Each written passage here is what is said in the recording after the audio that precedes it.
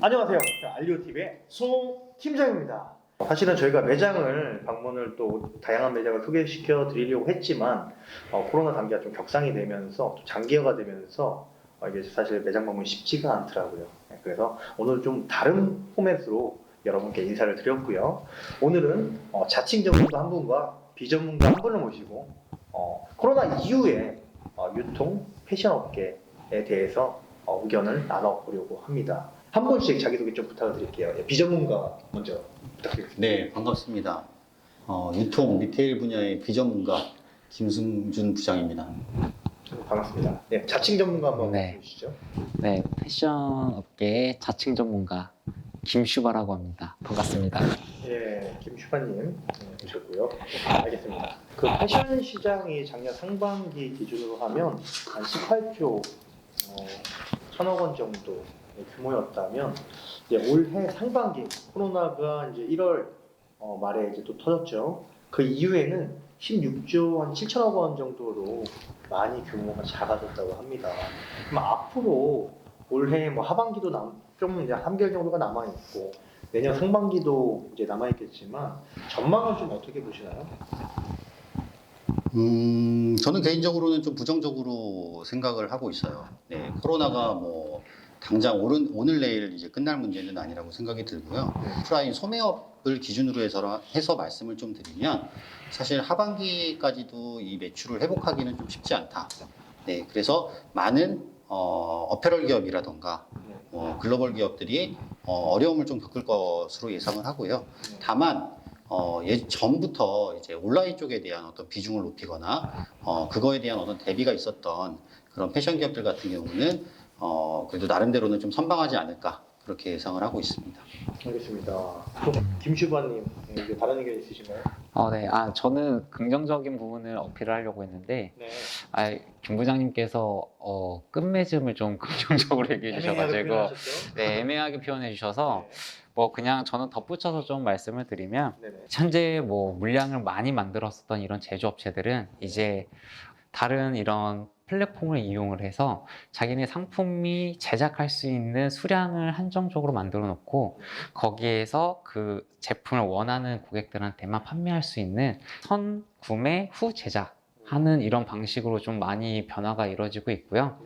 그리고 온라인으로 해서 구매부터 아니면 뭐 배송, 거기에 대한 CS 이런 부분들을 한 기업에서 다 하는 게 아니라 한 기업에서는 물량만 지급을 하고 또 한 기업에서는 이 모든 배송과 CS를 같이 해줄 수 있는 이런 풀피먼트라는 이런 기업들도 많이 생겨나고 있습니다.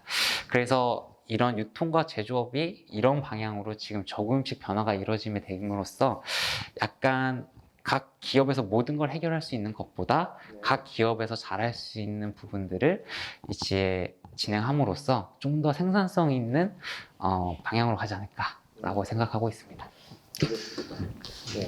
역시 전문가답네요. 네. 네. 자칭 전문가. 네, 자칭 전문가입니다. 네. 네, 의견을 주셔서 감사드리고요. 네. 뭐 SK 선두죠. 사실은 뭐 유니클로, 뭐 자라 이런 기업들이 있는데 유니클로는 사실 뭐 일본이라는 그런 일본의 기업이라는 이유로 해서 지금 어쨌거나 좀 어려운 상황이고 자라 같은 경우도 지금 기사를 보니까 2년 내에 한 1,200개 정도의 매장을 철수한다는 얘기가 있거든요. 그럼 이런 기업들은 네. 뭐 자라뿐만 아니라 다른 뭐 어페럴 기업도 많이 있겠죠. 그런 기업들은 어떤 걸 준비를 해야 될까요? 우선은 자라에 대한 인덱스 기업에 대한 관련 뉴스는 저도 확인을 했고요. 네. 우선 1,200개 매장을 뭐 이제 철수를 한다. 그리고 그 대부분의 시장은 이제 아시아권에서 철수를 한다고 했으니 사실 우리나라도 거기에 많이 좀 해당이 되지 않을까라고 생각이 듭니다. 근데 뭐 자라뿐만 아니라 앞서도 말씀드렸던 것처럼 대부분의 어페럴 기업들이 뭐 국내로만 한정을 하더라도 뭐 LF 같은 경우도 이제 백화점 사업에서 철수를 하겠다라는 얘기가 있었었고요. 그래서 오프라인에 대한 매장에 대해서는 좀 비중을 점차 줄여 나가고 온라인 쪽으로 좀 더 많이 강화를 하려고 하고 있는 전략이 아닌가라고 생각이 들어요. 구시대적인 어떤 오프라인 매장이 아니라 옴니채널 형태의 매장이 결국에는 앞으로는 살아남지 않을까라고 생각이 듭니다. 그래서 온라인과 오프라인을 같이 그 매장에서 이제 체험할 수 있고, 그러니까 오프라인 매장 같은 경우는 이제 쇼룸 형태가 되겠죠. 그리고 적정량의 매장이 운영이 될 것이고요. 그다음에 필요한 장소에서의 매장이 운영이 될 거라고 보여져요. 네, 그래서 지금보다는 어떤 뭐 양적으로나 뭐 이런 것들은 많이 줄어들긴 하겠지만 그래도 오프라인 매장은 반드시 필요로 할 거라고 생각이 들고요. 그 옴니 채널의 형태. 그리고 이 부분은 단순하게 코로나나 아니면 이제 오프라인에서 온라인으로 이동하는 그런 거에서만 기인하는 건 아니고 소비자분들의 라이프 스타일, 네, 소비 패턴 이것과도 많이 연관이 되어 있다라고 생각이 됩니다. 김슈바님 혹시 뭐 같은 의견이 추가 사항이라든지 아니면 뭐 다른 의견 있으신가요? 저는 조금 다른 의견이 좀 있는데요. 네. 이제 오프라인에서 이제 쇼루밍으로 이제 얘기를 하셨는데, 네. 저는 사실 이 쇼루밍보다는 앞으로 이제 픽업, 그리고 또한 이 직원들이 판매뿐만 아니라 카운셀링을 해줘야 된다 라고 생각을 합니다.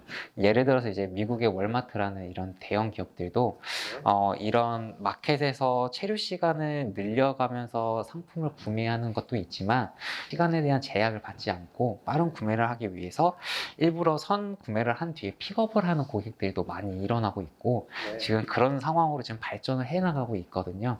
앞으로의 직원들도 판매에 대한 부분에 대해서 진행만 하는 것이 아니라 이 고객을 맞춤형으로 카운셀링을 해줘야 되는, 그러니까 예를 들어 저희 나라로 치자면 홈쇼핑에서 이제 해주시는 분들처럼 딱 그런 고객들한테 맞춤형으로 가야 되지 않을까라고 생각을 합니다. 네. 알겠습니다. 근데 요즘에 또 이제 대세가 될 수 있는 그 솔루션 중에 키오스크가 있죠. 그쵸, 아, 그쵸. 네, 그래서 직접적으로 사람이 직접적으로 그 고객한테, 소비자한테 어떤 카운셀링을 하지 않아도 키오스크가 그 역할을, 그러니까 무인 점포에서도 어떤 그 소비자의 어떤 성향이라던가 패턴이라던가 이런 것들을 분석을 해서 추천을 해주는, 상품을 네. 추천을 해주는, 이미 그런 시대가 도래하고 있기 때문에 네. 그렇죠.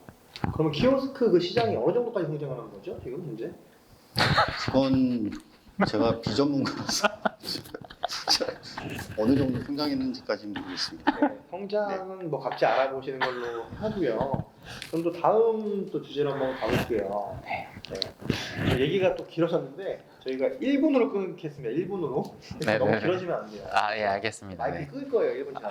네네네. 그렇게 하는 걸로 하고, 최근 들어보니까 코로나 이후에도 잘 나가는 또 패션 브랜드들이 많이 있더라고요. 특히나 이제 뭐 에슬레저복이라든지 홈웨어, 네네. 레깅스, 등산할 때 많이들 입고 간다고 하는데, 이런 브랜드들, 이런 종류의 상품들이 앞으로도 잘 될까요?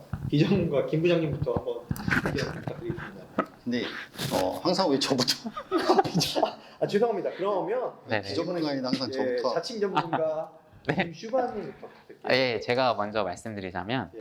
앞으로 이런 에슬레저 룩이나 아니면 네. 홈웨어 같은 부분에 대해서는 굉장히 폭발적인 성장을 할 것 같다라고 폭발적이다? 생각을 합니다. 왜냐하면 네.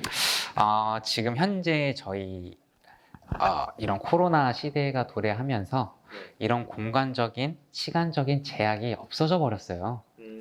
그래서 뭐 일반 이런 제조업이나 뭐 패션 산업군 같은 경우에는 물론 현장에 나가서 근무하는 부분들이 많지만 다른 분야들 같은 경우에는 보통 이런 화상 채팅 뭐 아니면은 메신저를 통한 업무를 진행함으로써 이런 집에서 뭐 교육, 운동 또한 이런 구매 같은 부분들을 다 진행을 할 수 있기 때문에 네. 오히려 이런 홈웨어와 에슬레저룩이 조금 더 각광받지 않을까라는 생각을 가지고 있습니다. 알겠습니다. 그럼 또 비전문가 김 부장님 혹시 뭐 다른 의견이나 추가 의견 있으신가요? 동감합니다. 끝인가요? 네. 감사합니다. 1분 안에 뭐 충분히 끝났고요. 동감한다고 하시니까요. 이 의견 역할도 하도록 하고, 백화점 쪽은 어떻게 성장을 할까요? 아니면 어떻게 떨어질까요? 좀 조심스러운 얘기긴 한데요. 저는 사실 뭐 또 마찬가지로 개인적인 생각이지만 네. 백화점이 변화를 해야 된다라고 생각하고 있어요. 네. 네. 그래서 지금 이대로는 어렵다. 네, 지금 이대로는 쉽지 않을 것이고요. 결국에는 백화점에 입점되어 있는 브랜드들이 결국에는 상생을 해야지만 또 백화점도 같이 성장할 수 있을 거라고 생각을 하는데 최근에 어떤 뭐 추세를 보게 되면 브랜드들이 백화점을 좀 많이 떠나고 있는 상황이에요. 네. 그러다 보니 백화점도 그 공간을 또 놔둘 수는 없으니 어쩔 수 없이 또 다른 브랜드를 채워넣고 있는 그런 상황인데 사실 이게 그렇게 오래 갈 수 있는 구조는 아니거든요. 그럼 결국에는 브랜드와 같이 상생할 수 있는 어떤 해법을 찾지 않으면 백화점도 쉽지는 않을 것이다. 네, 라고 생각을 하는 거죠. 알겠습니다. 코로나 상황이 더 이렇게 길어진다면 이 패션 유통 이런 업계 시장의 전망은 어떻게 될까요? 김슈버님부터 한번 말씀 부탁드릴게요. 저부터 우선 말씀드리자면 네. 사실 저희 패션 유통 쪽은 좀 더 힘들어지지 않을까 생각이 듭니다. 네네. 내년 그 이상 더 가게 된다면 많은 기업들이 아마 줄도산이 일어나지 않을까 줄도산. 네, 생각이 좀 들어요. 네. 어찌됐던 건 지금 정부에서도 다 같이 상생을 하기 위해서 돈을 이제 많이 뿌리고 있는 상황인데 네. 사실 이렇게 화폐를 많이 뿌리게 되면 어찌됐던 건 디플레이션이 오기 마련입니다. 디플레이션 오게 된다면 죄송해요. 너무 고급진 단어인가요? 말씀하십시오. 네. 디플레이션 오게 되면 어찌됐든 간 물가 하락을 상승이 초래하고 거기에 따라서 이제 모든 상품에 대한 물가 가격 자체가 떨어지게 된다면 지금 높은 인건비와 이런 원자재 같은 부분들이 기업들에게는 감당이 되지 않을 것 같아요. 근데 말씀 중에 저 죄송한데 네. 인플레이션 아닌가요? 왜냐하면 돈을 뿌려대니까 물가가 네. 올라가는 거 아닙니까? 뿌려대서 인플레이션이 맞긴 하지만 네. 이 뿌려댄 것들이 다시 이제 화폐가 이제 다시 감축되는 시기가 도래할 거잖아요. 지금은 뿌려져 있는 상황이지만 앞으로 장기적으로 가게 되면 네, 예, 자칭 전문가 김슈가님 네. 의견 감사드리고요. 죄송합니다. 비전문가 김부장님 혹시 다른 의견 있으신가요? 제가 답변을 듣다가 잠깐 질문을 잊었습니다. 질문을 한 번만 더 해주실 수 있을까요?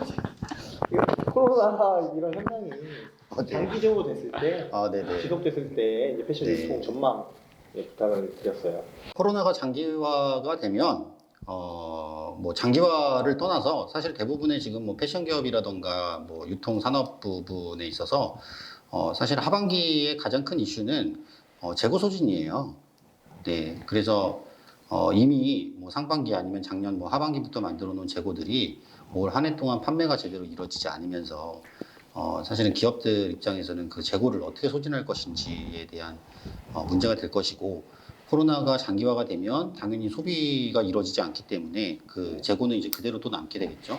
근데 이 재고가 남게 되면 또 다른 문제가 발생을 하게 되는 게 이후에 내년도에 생산할 수 있는 여력이 없는 거예요. 네, 그래서 어떻게 보면 이제 악순환이 계속 반복이 되는 것이죠. 그렇죠. 그래서 그런 과정에서 뭐 지금의 이제 코로나 이슈가 더 지속이 된다고 한다면 사실 대부분의 기업들은 버티기가 어려울 수도 있습니다. 네, 그래서 뭐 정말 극단적으로는 뭐 도산을 하는 기업들이 생길 수도 있고요. 네. 네, 그리고 여러 어려움들이 있겠죠. 근데 그 어려움만 있지는 않을 것이라고 생각하고요. 최근에 이제 많이 좀 이슈가 되고 있죠. 뭐 소셜 커머스, 라이브 커머스. 그래서 그런 데 안에서 어떤 해답을 찾는 기업들은 분명히 있을 거라고 생각이 들고요. 네. 네, 그런 기업들한테는 지금의 이 위기가 위기로 끝나는 것이 아니라 또 다른 어떤 기회로서 네, 또 지금보다 또 성장하는 기업들은 반드시 또 나타날 거라고 생각이 됩니다. 네, 저의 생각은 그렇습니다. 네. 알겠습니다. 정말 다행이네요. 두 분이 의견이 비슷해서 만약에 달랐다 그러면 이제 가위바위보로 정하려고 했어요. 앞으로 전망이 부정적이다, 뭐 긍정적이다 나누려고 했는데 어쨌거나 정리를 한번 해보자면 이 위기를 잘 극복하고 대처하는 기업들은 살아남을 거고요. 이거 준비 안 된 기업들은 줄도산한다는 얘기고 마무리 하려고 하는데 이제 위기 거꾸로 하면 기회거든요. 네, 그래서 이 위기를 기회로 극복할 수 있는 여러분들이 되었으면 좋겠습니다. 그럼 이번 저희가요? 네? 저희가 잠깐만요. 아닙니다. 저희가 위기라는 말씀이신가요? 아닙니다. 저희가 저희도 극복을 해야 되겠지만 네, 뭐 국내 여러 기업들 뭐 국내 기업뿐만 아니라 네, 해외 기업들도 전 세계적으로 다들 극복을 했으면 좋겠네요. 네. 네, 극복. 예전에 차승원 씨 드라마 있었죠? 극복. 안 보셨나요? 네, 죄송합니다. 그러면 이번 영상 여기서 마무리하도록 하고요. 오늘 영상 도움이 되셨으면 모두 좋아요와 구독 꾹꾹 부탁드리겠습니다. 감사합니다. 감사합니다. 감사합니다.